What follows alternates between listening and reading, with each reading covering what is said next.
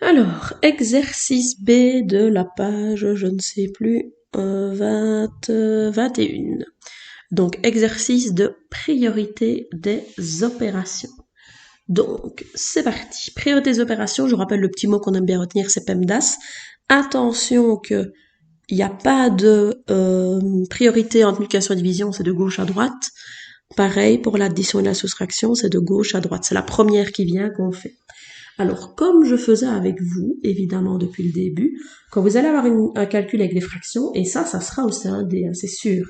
Ils aiment bien mettre des règles de priorité avec des calculs de fractions. Ben, il faut faire la même chose qu'on faisait avant. Ici, j'observe un calcul, le 1. J'ai un moins, j'ai un fois. Qu'est-ce que je fais en priorité? Ben, je fais d'abord le fois. Donc, ça veut dire que je vais d'abord faire en priorité un tiers fois un demi. Vous savez comment on fait un tiers fois un demi. Donc, rappelez-vous, à la priorité des opérations, je recopie tout mon calcul. Et puis, je vais mettre la réponse de ceux que j'ai entourés. Un tiers fois un demi, ben, ça fait un fois un au-dessus. 3 fois 2 en dessous, ça fait un sixième. Et là, vous avez un nouveau calcul où ici, c'est un moins. Qu'est-ce qu'on fait quand on a un moins avec des fractions? Eh ben, on les remet, rappelez-vous, au même dénominateur. Le dénominateur commun de 4 et de 6, c'est évidemment 12. Si de 4 pour arriver à 12, j'ai fait fois 3, ben 5 fois 3, ça fait 15.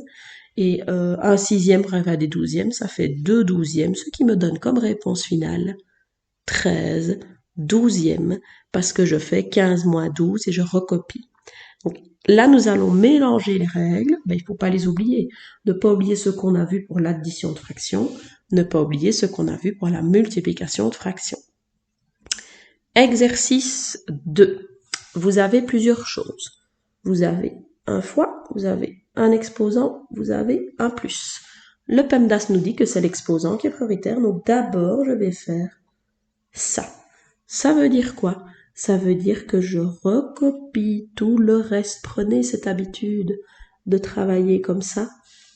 Je revois ça avec mes premières, je leur explique encore comme ça toujours.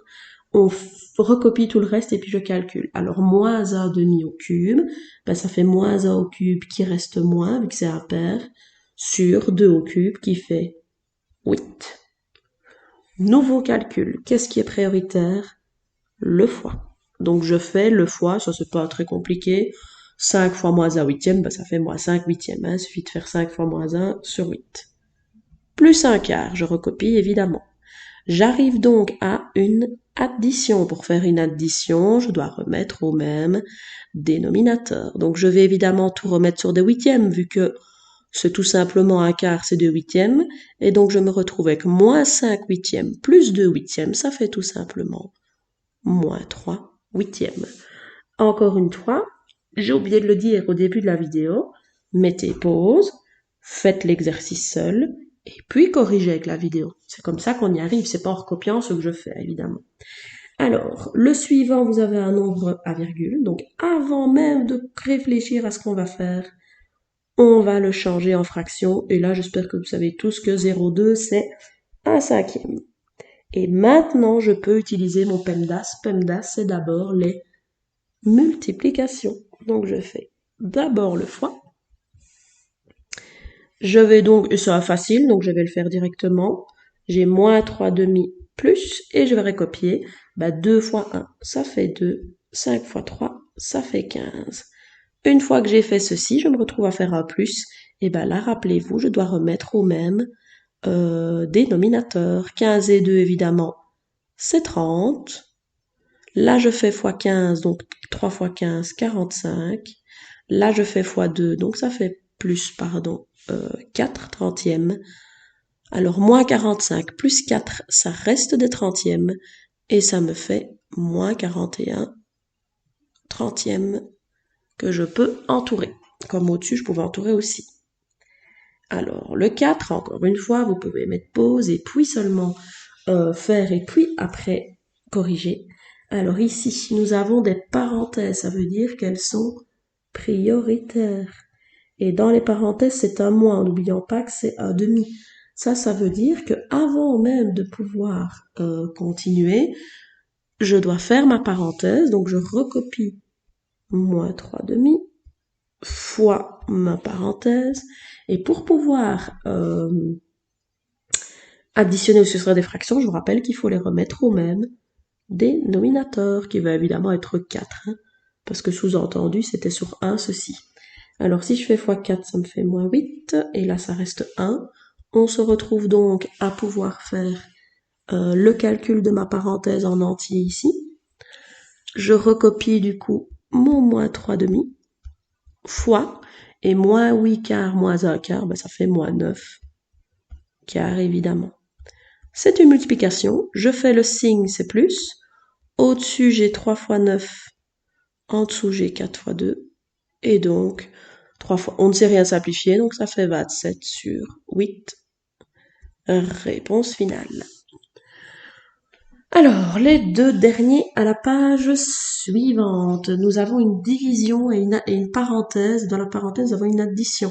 Nous allons d'abord faire l'addition. Ça veut dire que je recopie le 1 demi, je recopie le divisé et je vais remettre au même dénominateur, vu que c'est une addition qui est 15. Et donc, si je remets au même dénominateur, ça me fait donc 5 quinzièmes plus 6 quinzièmes, vu que là j'ai fait 1 tiers, j'ai fait x3, fois 5, pardon.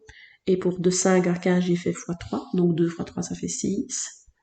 Je peux donc calculer l'entièreté de ma parenthèse, je recopie mon divisé. Je peux donc faire ceci, ce qui me donnera 11 quinzièmes. Nous avons une division. Quand j'ai une division, j'entoure le dividende en vert, j'entoure le diviseur en rouge, je recopie le dividende tel quel, je change mon fois en divisé en fois, et au lieu de 11 quinzièmes, je recopie 15 onzièmes. C'est des nombres assez simples, donc je peux calculer directement. Ça fait 1 fois 15, 15, sur 2 fois 11, 22. Alors, la dernière, je pense pas que vous aurez ça ou ça à deux, mais on va terminer par ça. Vous avez la barre de fraction principale, elle est là. Alors, ça, je pense pas que je l'ai déjà dit, mais toujours calculer l'entièreté du numérateur et l'entièreté du dénominateur avant de faire ma division. Je vais le réécrire sous forme de division comme ceci, ce sera peut-être plus facile pour vous. Donc, je dois d'abord faire de 3 demi plus 1 quart. Je vais donc remettre tout ça sur des, sur des quarts. Donc ça, c'est ça, hein. Sur des quarts, donc ça va me faire 6 quarts plus 1 quart.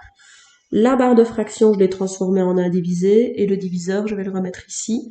Je dois remettre au même dénominateur, je vais donc remettre sur des sixièmes évidemment, des 3 et des demi, c'est sur des sixièmes. Je fais x2, donc ça me fait 10 sixièmes, et là j'ai fait x3, donc ça me fait 3 sixièmes. Ce qui me donne maintenant, je peux faire mes deux additions, ça me donne donc 7 quarts divisé en 7 sixièmes, c'est une division. J'ai mon dividende, j'ai mon diviseur, je recopie mon dividende, je mets un fois au lieu du divisé et je recopie l'inverse de mon diviseur. Alors ça c'est très bien parce que regardez, on va avoir le 7 et le 7, ça fait 1 et 1. Le 6 et le 4 qu'on divise par 2, ça fait 2 et 3. On se retrouve avec du coup réponse finale 3 demi. Ce qui termine les calculs de fractions. Pour les problèmes, ça sera une autre vidéo, mais pour cette année, c'est bon comme ça. Voilà, bon travail à tous.